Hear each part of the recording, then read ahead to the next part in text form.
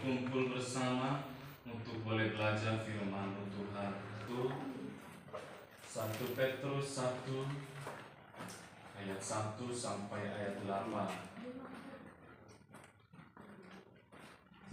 Dari Petrus, Rasul Yesus Kristus, kepada orang-orang pendatang yang tersebar di Pontus, Galatia, Kapadokia, Asia Kecil, dan Bitinia, yaitu orang-orang yang dipilih sesuai dengan rencana Allah, Bapa kita yang ada dikuduskan oleh Roh, supaya taat kepada Yesus Kristus dan menerima penciptaan darahnya. Kiranya kasih karunia dan damai sejahtera semakin melimpah atas karuniamu.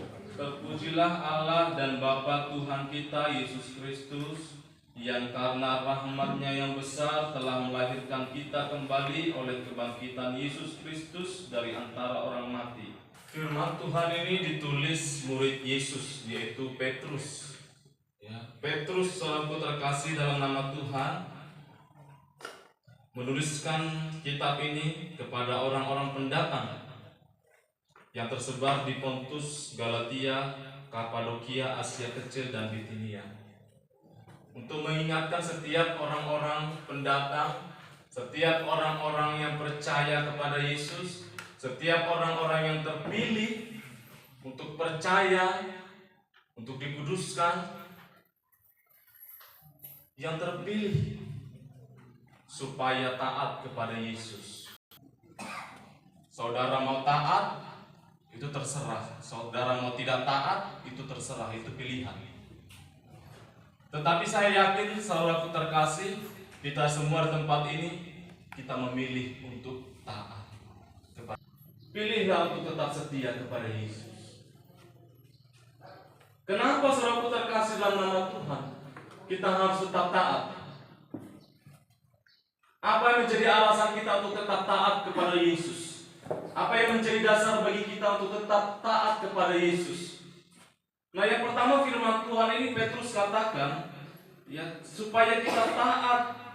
Ini menjadi dasarnya bagi kita. Ayat 3 sampai ayat 5, ayat 3 sampai ayat 4. Terpujilah Allah dan Bapa Tuhan kita Yesus Kristus, yang karena rahmat-Nya yang besar telah melahirkan kita kembali oleh kebangkitan Yesus Kristus dari antara orang mati, kepada suatu hidup yang penuh pengharapan, untuk menerima suatu bagian yang tidak dapat binasa, yang tidak dapat cemar dan tidak dapat layu, yang tersimpan di surga bagi kamu.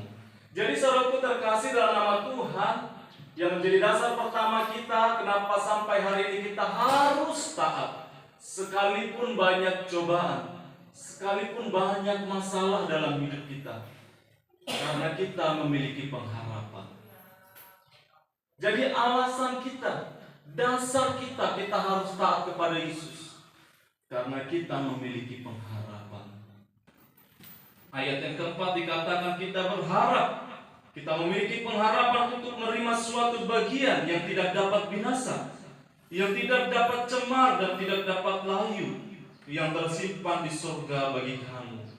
Artinya apa, saudaraku terkasih dalam nama Tuhan? Pengharapan kita jangan hanya sebatas pengharapan untuk sekedar diberkati di dunia ini aja, untuk sekedar dilindungi, untuk sekedar kesehatan di dunia ini saja, saudaraku terkasih dalam nama Tuhan.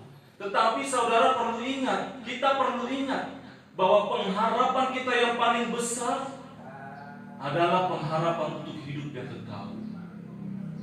Pengharapan kita yang paling besar dari semua pengharapan kita, yaitu hidup yang kekal.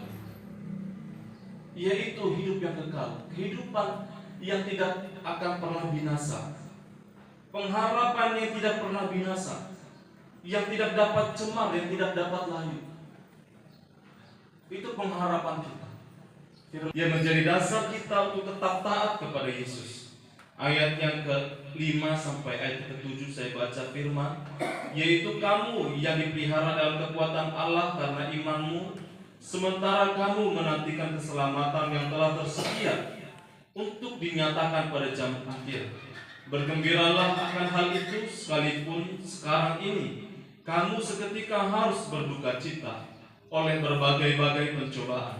Maksud semuanya itu ialah untuk membuktikan kemurnian imanmu yang jauh lebih tinggi nilainya daripada emas yang fana, yang diuji kemurniannya dengan api, sehingga kamu memperoleh puji-pujian dan kemuliaan dan kehormatan pada hari Yesus Kristus menyatakan dirinya. Nah, selanjutnya yang menjadi dasar bagi kita untuk kita tetap taat kepada Yesus adalah iman kita. Kepercayaan kita kepada Yesus selaku terkasih dalam nama Tuhan tidak sia-sia. Iman kita kepada Tuhan tidak sia-sia selaku terkasih. Dikatakan firman Tuhan bahwa iman kita itu lebih mahal, lebih berharga, lebih tinggi nilainya daripada emas. Saya rasa saudara sudah kenal yang namanya emas. Harganya saat ini sangat mahal saudaraku terkasih dalam nama Tuhan. Sangat mahal. Tetapi dikatakan firman Tuhan bahwa iman kita nilainya lebih tinggi daripada emas. Yang membuat nilainya semakin mahal. Pencobaan itu. Jadi saudaraku terkasih dalam nama Tuhan, jangan kita menjadi lemah, jangan kita menjadi galau karena banyaknya persoalan yang kita alami. Jangan kita stres saudaraku terkasih dalam nama Tuhan, karena banyak sekali pencobaan, karena banyak sekali masalah yang kita alami. Jangan mau stres, jangan mau linglung saudaraku terkasih dalam nama Tuhan. Ayat yang ketujuh dikatakan, oleh iman kita saudaraku terkasih, kita boleh memperoleh puji-pujian dan kemuliaan dan kehormatan pada hari Yesus Kristus menyatakan dirinya. Ketika Yesus menyatakan dirinya, ketika Yesus datang kali yang kedua saudaraku terkasih dalam nama Tuhan ke dunia ini, kita boleh memperoleh puji-pujian. Kita dipuji, kita dihormat. Saudara tahu siapa manusia yang memperoleh pujian dari Tuhan? Ayo, siapa yang tahu? Manusia yang memperoleh pujian dari Tuhan.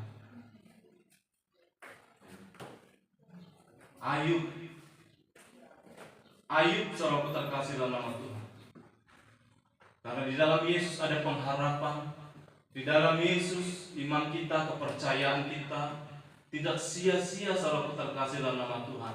Dan di dalam Yesus kita sanggup mengasihinya sekalipun kita belum pernah melihat Dia.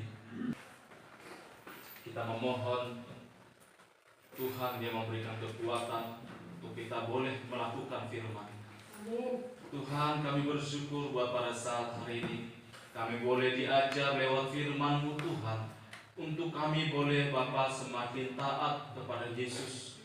Karena di dalam Yesus kami memiliki pengharapan Tuhan untuk hidup ini. Yesus kami berdoa, kami bersyukur, kami berdoa dan bersyukur Tuhan buat segala kebaikan dan kemurahan-Mu Bapa. Kami bersyukur. Terima kasih Tuhan, dalam nama Yesus kami berdoa. Amin.